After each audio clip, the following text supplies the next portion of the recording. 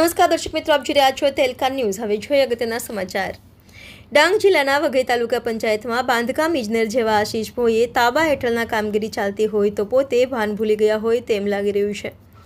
Mini પાઇપલાઇનના પાણીની ટાંકી મૂકવા માટે સ્ટ્રક્ચર ઊભું કરવાના કામગીરીમાં કોન્ટ્રાક્ટર અને ઇજનેરની મિલીભગતના કારણે નિમ્નકક્ષાના મટીરિયલનો ભરપૂર ઉપયોગ કરવામાં આવેલ હોવા છતાં તાલુકા પંચાયત બાંધકામ ઇજનેર આશીષ ભોઈને ખબર નથી। એક જાગૃત નાગરિકે જાણ કરવામાં આવેલ છતાં ઇજનેર આશીષ ભોઈએ કામગીરી પર નજર ફરકાવી નથી અને જણાવ્યું કે બરખાંદિયા ગામે કોઈ જગ્યાએ કામગીરી ચાલતી નથી।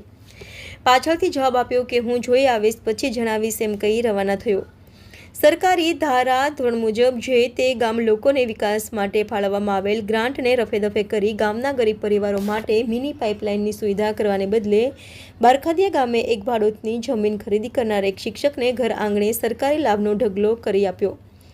એમાં ભારે તુફાની ભ્રષ્ટાચાર જમાવી બેઠા એવા આશીષ ભોયેના ભ્રષ્ટાચાર મળતી માહિતી મુજબ વઘઈ તાલુકા પંચાયતમાં આવેલ બરખાંદિયા ગ્રામ પંચાયતમાં મિની પાઇપલાઇનના કામગીરી ચાલુ હોવા છતાં વઘઈ તાલુકા પંચાયતના બાંધકામ ઇજનેર આશીષ ભોઈને ખબર નથી। એવા તો કેવા ઇજનેર, જો ખબર નથી તો બિલો કેવી રીતે લખાશે? એવા ડાંગ જિલ્લાના વઘઈ તાલુકા પંચાયતના બાંધકામ ઇજનેર જેવા આશીષ ભોઈએ ભ્રષ્ટાચારનો રંગમહેલમાં સુધારો આવશે ક્યારે?